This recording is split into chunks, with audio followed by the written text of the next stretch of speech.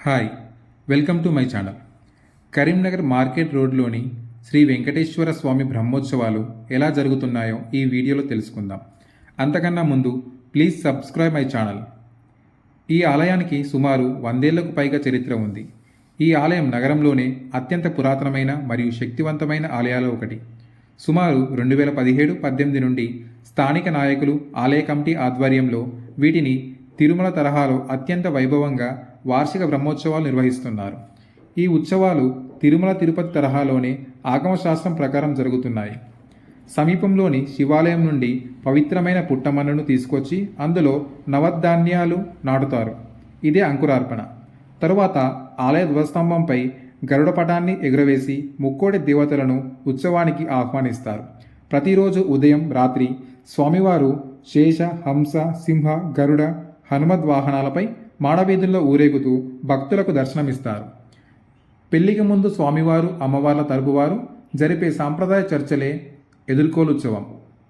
స్వామివారికి, అమ్మవార్లకు భక్తి శ్రద్ధలతో వివాహ వేడుక జరుపుతారు.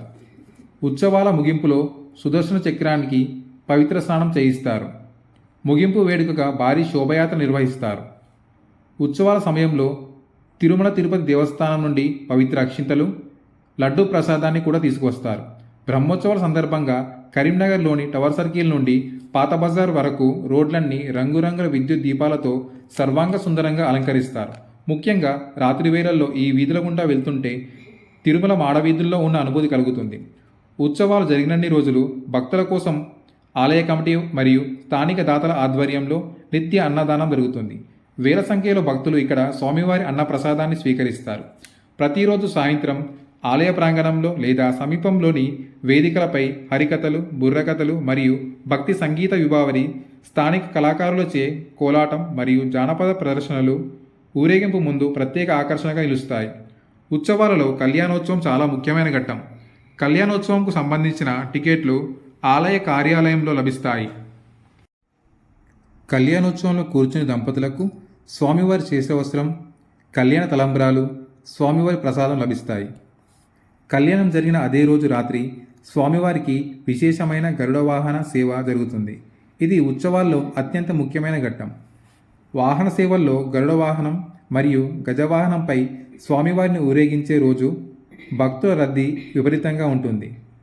చివరి రోజు జరిగే శోభయాత్ర చాలా గ్రాండ్గా ఉంటుంది. నగరం నలుమూలల నుండి భక్తులు తరలివస్తారు. ఇది కరీంనగర్లోని అతిపెద్ద ఆధ్యాత్మిక ఊరేగింపులలో ఒకటిగా గుర్తింపు పొందింది. స్వామివారి దర్శనానికి సాయంత్రం 6 గంటల తరువాత వెళ్లడం ఉత్తమం. ఆ సమయంలో విద్యుత్ దీపాల వెలుగులో వాహన సేవలు అత్యంత అందంగా కనిపిస్తాయి.